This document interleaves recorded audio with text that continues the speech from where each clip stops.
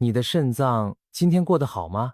也许你丝毫没有感觉，但有些日常美食正悄悄地伤害着它。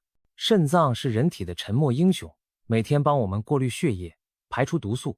可一旦肾功能亮起红灯，问题可就大了。有句俗话说，肾脏的好坏决定了你的生活品质。这话一点也不夸张，因为当肾脏出了毛病，轻则水肿、高血压、乏力，重则可能面临洗肾的风险。在台湾，洗肾患者人数长期高居不下。根据统计，每9个台湾人就有1个罹患慢性肾脏疾病。你可别以为肾病离自己很遥远，听也不能掉以轻心。为什么肾脏问题总是让人措手不及？原因就在于肾脏非常能隐忍，它不像心脏会心悸，肺脏会咳嗽，肾功能就算只剩下一半，平常也不一定会有明显症状。很多人都是直到肾脏受损严重，出现泡泡尿、颜面四肢水肿、恶心呕吐等症状时才惊觉不妙，此时可能肾功能已经衰退大半。因此我们更要提前重视肾脏健康。在日常生活中，有一些看似美味无害的食物，其实正慢慢地偷走你的肾脏存款。接下来我们就来盘点10大伤肾食物，看看你是不是天天都在中招。首先登场的第10种伤肾食物，就是许多人早餐爱吃的谷类麦片。没错，就是那种号称高纤维、低脂肪的玉米片或麦片冲泡谷物。早上赶时间，一碗甜甜脆脆的谷物片加牛奶，方便又看似健康，但它其实是披着羊皮的狼。这类早餐谷片通常添加了大量糖分，甚至还会加入盐和油来增添风味。一碗小小的谷物麦片其实是高糖高钠的加工食品。每天早上吃这样的甜滋滋早餐，小心长年累月下来，血糖和血压一起飙升。肾脏可不喜欢帮你过滤这么多糖分和钠离子。有调查发现，市售的麦片中每100克含钠量可能超过500毫克。长期食用这样的加工谷物当早餐，相当于每天给肾脏加码负担。看似健康的选择，其实暗藏杀机。第9种伤肾食物，我们把目光转向诱人的面包糕点，尤其是台式的葱花肉松面包和日式的奶酥面包，可是榜上有名的伤肾甜点。很多人喜欢那种松软咸香的面包当点心，像葱花肉松卷一口咬下去，咸香满溢，再配上绵密的肉松和美乃滋，真是让人口水直流。然而，你知道吗？这样一条小小的肉松面包，热量竟高达500多大卡，相当于2碗白饭。一个奶酥面包的热量也差不多，而且里头的内馅几乎全是奶油和糖，外加面包体本身的淀粉热量，吃一个就让你摄入惊人的高油、高糖、高热量。除了热量吓人之外，这些面包为了口感，常添加大量的奶油、砂糖和盐巴调味，长期吃下来不止发胖，还会使血脂、血糖上升，对肾脏也是种折磨。所以再好吃的面包点心，为了肾健康也要浅尝即可，别天天当主食。接着来到第8位的伤肾美食，就是很多人早餐爱搭配的烧饼油条组合。热腾腾的烧饼夹着酥脆油条，再配杯豆浆，听起来超幸福，对吧？但这传统早餐组合其实对肾脏非常不友善。油条是在高温油锅中炸出的面团，制作过程中还可能使用含铝的蓬松剂，增加酥脆口感。高温油炸会产生丙烯酰胺和多环芳烃等有害物质，不但可能致癌，还对肾脏有直接的毒性。至于烧饼和油条本身，热量同样惊人，一份烧饼夹油条热量约500到600大卡，相当于喝下一大杯含糖饮料。而高油高盐的油条吃多了，容易造成血脂升高和肥胖，增加肾脏负担。更麻烦的是，铝这种重金属吃进体内会累积，长期摄取过量铝与肾衰竭风险都有相关。所以爱吃烧饼油条的朋友可得悠着点儿，偶尔解馋可以，天天来一份的话，肾脏可要抗议了。再来看看第7名，同样是让人难以抗拒的中式点心，就是锅贴水饺这一类包馅面食。谁不爱多汁的锅贴和香喷喷的小笼包呢？它们看似平凡，实则暗藏伤肾风险。问题出在哪儿？就在那紧紧包覆的面皮和内馅。锅贴、水饺这类食品，外层是淀粉皮，里头通常包的是拌了油和盐的猪脚肉，而且猪脚肉往往还选肥的五花肉增加口感。这样一来，淀粉的高碳水和猪肉的高脂肪高盐一起吃进肚，热量和盐分摄取都爆表。更糟的是，油水全锁在面皮里，一点也没浪费，全让你吃下去。据统计，一份普通的锅贴约10颗，热量可以高达750大卡，超过一顿正餐所需。如果经常把这类包馅点心当正餐，久而久之很容易吃出肥胖、高血压、高血脂、高血糖等代谢问题。这些问题可都是肾脏的大敌呀。三高一上身，肾小球每天被高血压、高血糖轰炸，功能下滑速度绝对比一般人快得多。第6名要小心的是很多人从小吃到大的加工肉制品，例如肉松、肉干和香肠。早餐来点肉松配稀饭，小朋友生病没胃口也靠肉松下饭。逢年过节来包肉干解馋，或是夜市烤香肠，一串接一串。这些听起来都很正常，不是吗？然而，这些肉类零食其实都是重口味的加工食品，为了保存和提味，制作过程中加了大量盐巴、糖和酱料，导致肉松肉干咸香甜俱全。一时肉松下肚，可能伴随着高油高钠，一片猪肉干入口，后头跟着的是大量的酱油和糖分。更何况肉松肉干在高温烘烤或油炸过程中，原本肉里的氨基酸和维生素早就流失殆尽，剩下的几乎只是热量和盐糖。经常吃这些加工肉类，短期内你会明显感到口干舌燥，想猛灌水，那是身体在提醒你盐吃太多了。长期下来，身体处于慢性发炎状态，肾脏负担也跟着增加。有研究指出，经常吃加工红肉的人，慢性肾脏病和心血管疾病的风险都比较高。看来香肠、肉干虽好吃，背后藏着的不良影响可不少。为了肾脏健康，还是尽量少吃为妙。接下来第5名是许多上班族早餐的最爱，就是铁板面。早上走进早餐店，来一份香喷喷的铁板面，加颗荷包蛋，多满足。但你知道吗？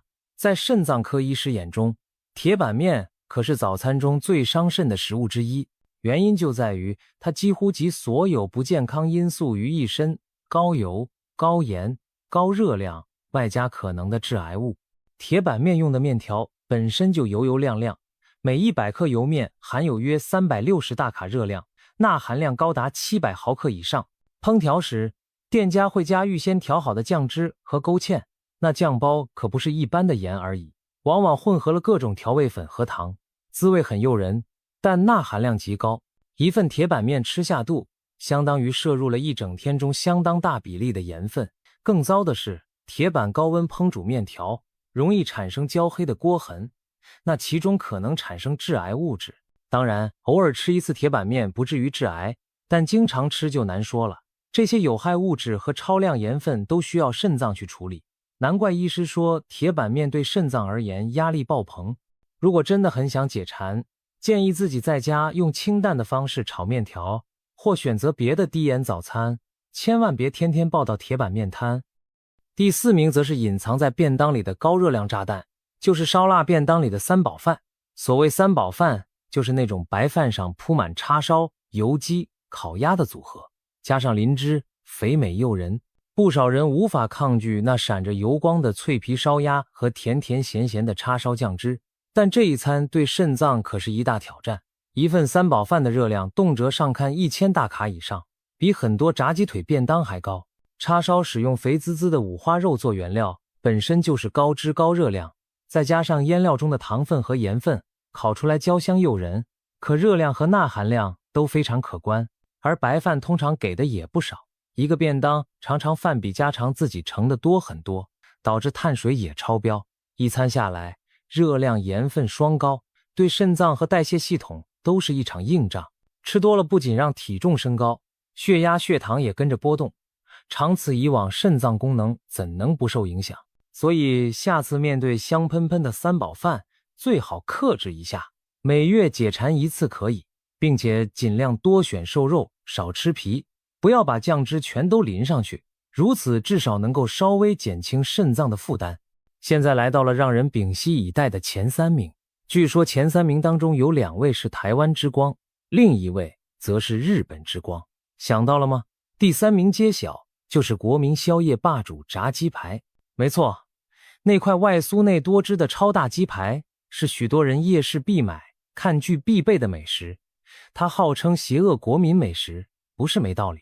曾有台中12岁女童本身患有肾病，却试吃炸鸡排，一年吃了200多片，结果肾脏坏死，不得不终身洗肾，教训非常惨痛。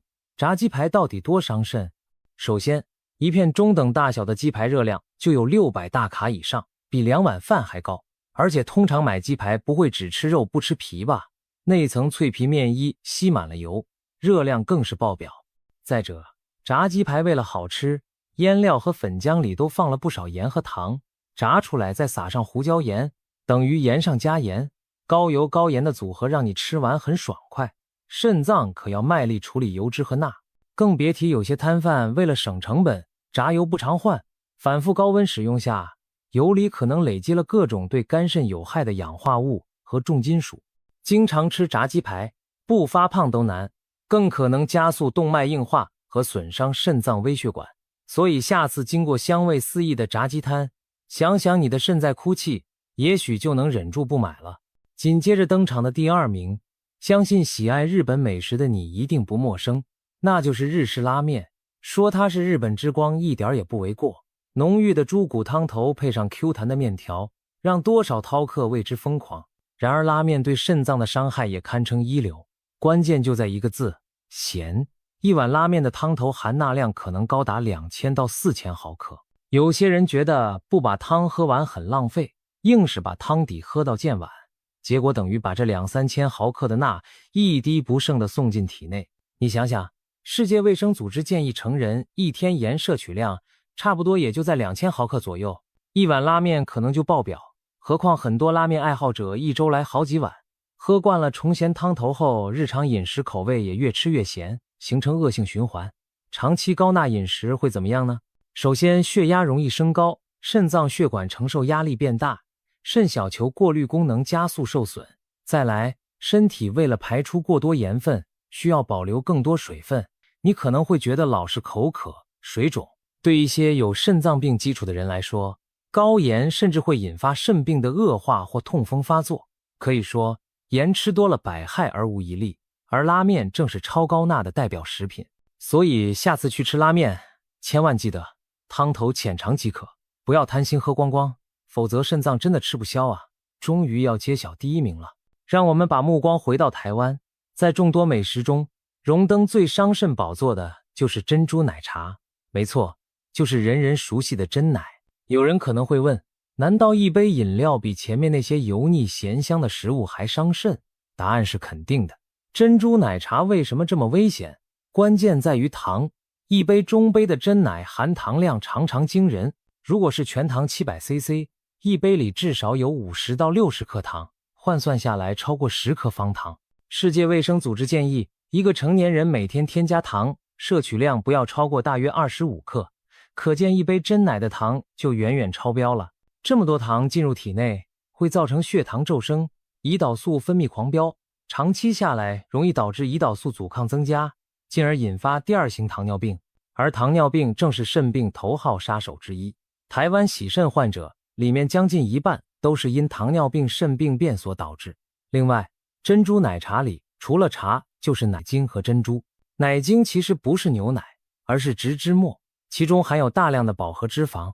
虽然现在多数奶精已无反式脂肪，但高饱和脂肪对心血管和肾脏依然不利。而那些 QQ 的珍珠其实全是淀粉与糖煮出来的，热量高又没营养。综合起来，一杯珍奶热量动辄在500到700大卡，相当于一顿正餐的热量，却没有正餐的营养，还充斥着会损害代谢健康的成分。高糖饮食带来的肥胖、糖尿病、高血脂问题，最终都会指向肾脏。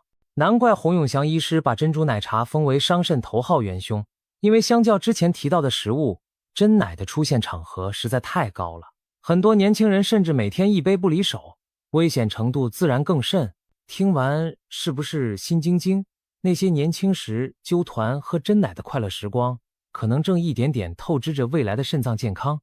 说了这么多，并不是要大家从此与美食绝缘，而是希望我们心里都有一把尺，知道哪些东西吃多了对肾不好，上面提到的10种食物，偶尔吃解馋当然没问题，但绝对不能天天大量的吃。一旦变成习惯，每天都高油、高盐、高糖，肾脏迟早有撑不住的一天。那有没有哪些食物是对肾脏有好处，可以帮助强肾护肾的呢？当然有，别忘了，食物不仅能伤人医人。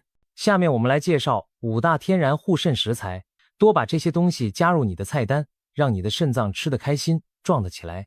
首先，第5名护肾食物是豆芽菜，这可不是路边炒的那盘咸咸的银芽，而是指黄豆或绿豆发出的豆芽，富含植物蛋白与膳食纤维。为什么豆芽菜对肾有好处呢？因为对肾不好的人来说，吃太多动物性蛋白会产生过多含氮废物，加重肾脏负担，但蛋白质又是生命必需营养，不能缺，所以最佳解法就是选择来源于豆类的优质植物蛋白。豆芽菜正是豆类蛋白中很棒的选择，跟肉蛋奶比起来，豆类蛋白产生的尿毒废物较少，让肾脏更轻松。豆芽含的蛋白质适量却足够，还提供丰富的维生素 C、维生素 E 和纤维素，有助于抗氧化和维持肠道健康。简单说，用豆芽菜替代部分肉类，不仅减少肾脏负担，还能补充到营养，可谓一举两得。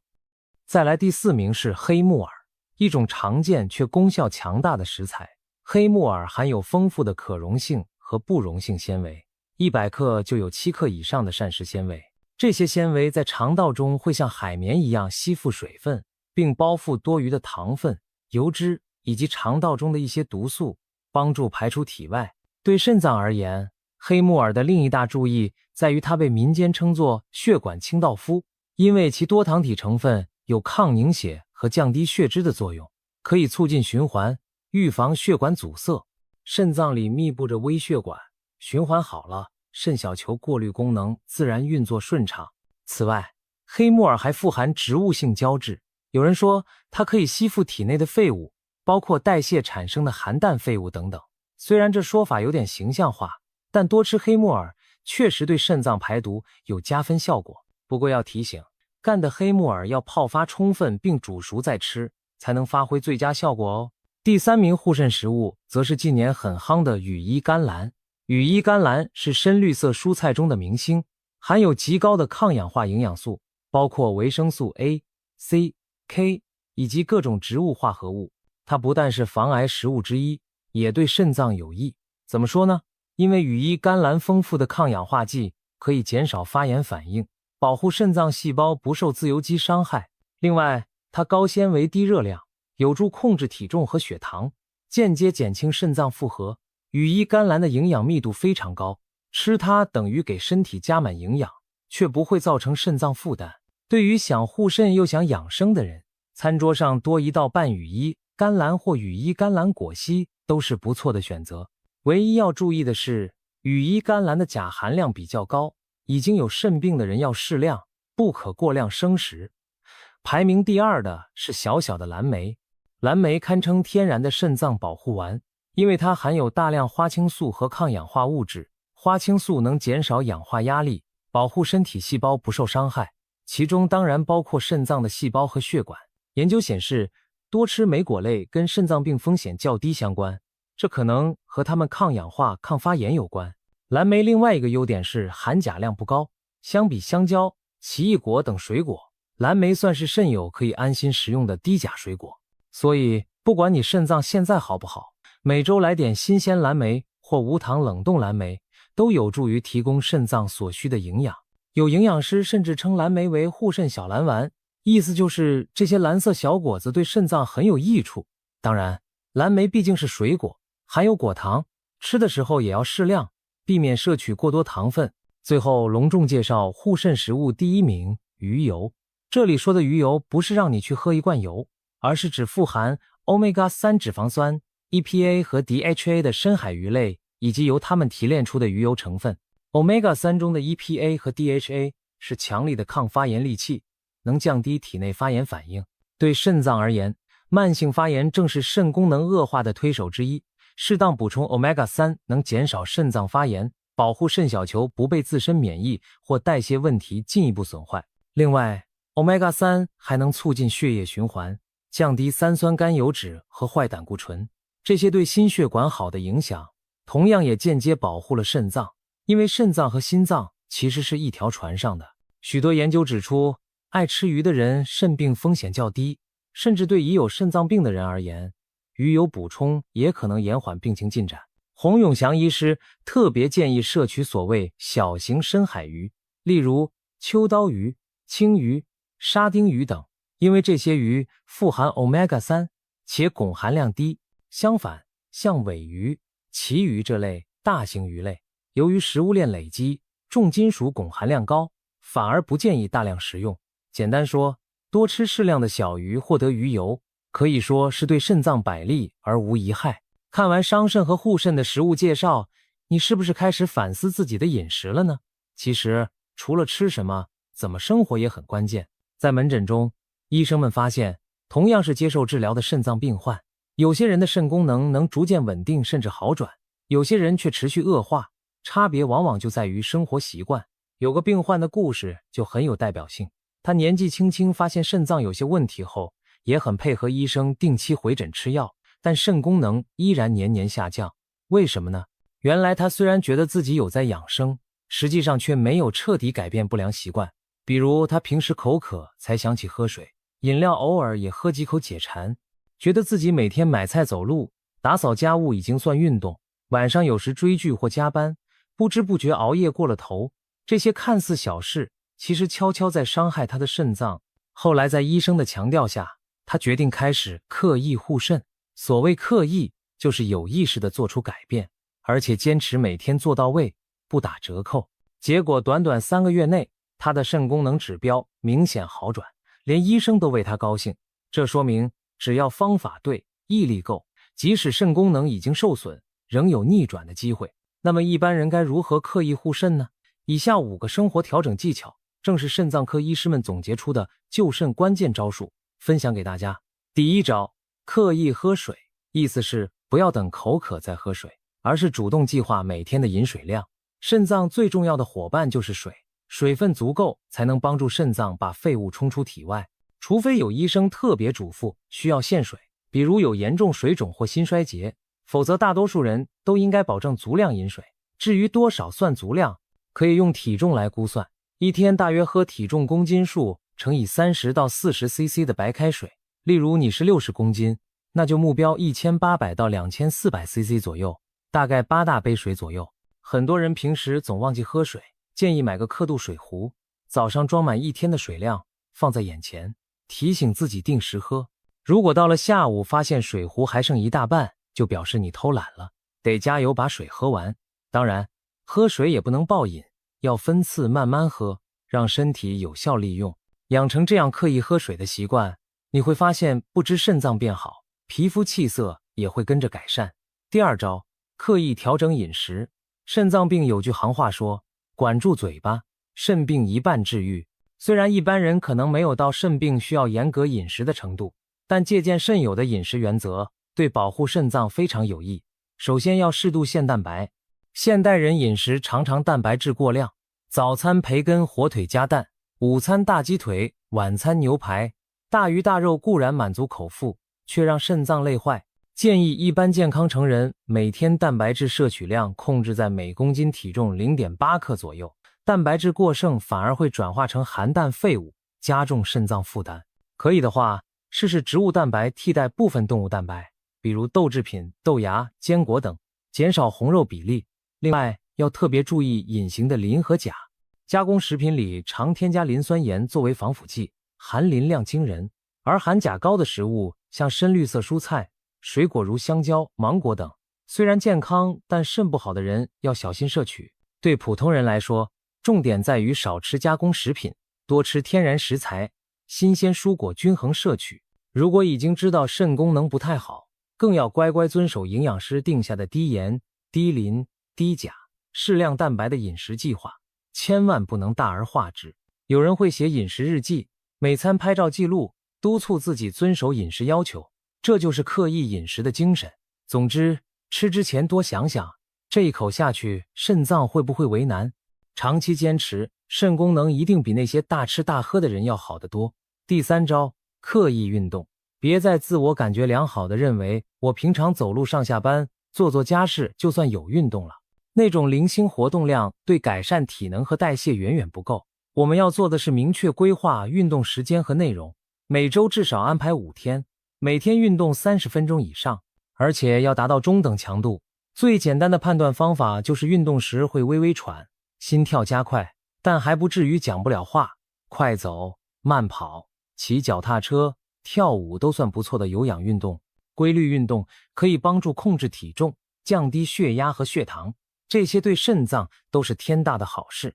可以说，每流一滴汗都是在帮肾脏减压。如果持之以恒，3个月后去测血压、血糖，甚至检视肾功能，你都可能看到数字朝好的方向发展。运动真的堪称最便宜有效的护肾药物了。第4招，刻意睡眠。听起来奇怪，睡觉还需要刻意吗？没错，在这个人人熬夜的时代，想睡好觉绝对得刻意为之。肾脏其实跟全身的生理节奏息息相关，良好的睡眠可以让交感神经休息，降低血压和肾脏的过度滤过状态。有研究发现，长期睡眠不足的人肾功能下降得更快，因为睡不好会让身体处于压力状态，损害肾脏的血管与组织。所以，请把每晚11点前上床当做一项硬性任务，把所有诱惑你熬夜的原因都排开，该关的电视关掉，手机设置睡眠模式别再刷。如果因工作不得不晚睡，也尽量补觉，确保每晚总睡眠6到8小时。有人可能觉得自己习惯晚睡，但身体不会骗人。睡眠不足的代价也许年轻时不明显，但中年以后往往报复性的出现，肾脏也包含在内。为了你的肾，还是乖乖早睡吧。第5招，刻意选择与避开。这其实可以看作是饮食的延伸，更强调日常每一个选择。每天我们总要吃东西，与其随便乱吃，不如有意识的多选择对肾脏好的食材，把伤肾的踩雷品排除在外。比如今天决定晚餐炒个高丽菜木耳配煎鱼，取代卤肉，这就是刻意选择了护肾的高纤维、高 Omega-3 菜色。又或者下次口渴时选择白开水或无糖茶，而不是含糖饮料，就是刻意避开对肾脏有害的高糖地雷。洪医师就曾形容，像鱼油、蓝莓这类富含抗氧化的天然食物，是能够守护肾功能不衰退的护肾神山。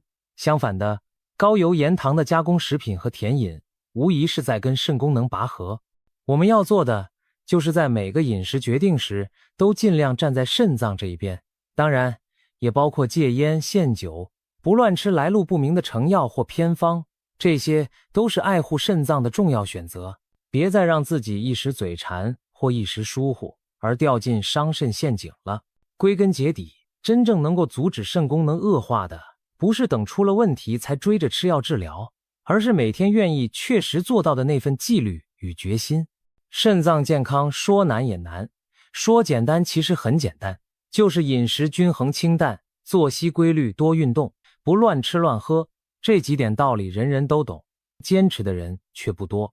然而只要你肯开始刻意护肾，你的肾脏一定会给你回报。门诊中的实例告诉我们，有些患者靠着生活改善，肾功能检验值真的出现逆转提升，证明了逆转肾并非不可能的任务。当然，我们更希望的是在肾脏出毛病之前就好好爱惜它。毕竟预防胜于治疗，保护肾脏要从现在做起。从此刻开始，让我们一起养成良好习惯，珍惜我们的肾脏，让它陪伴我们健康地走更长远的路。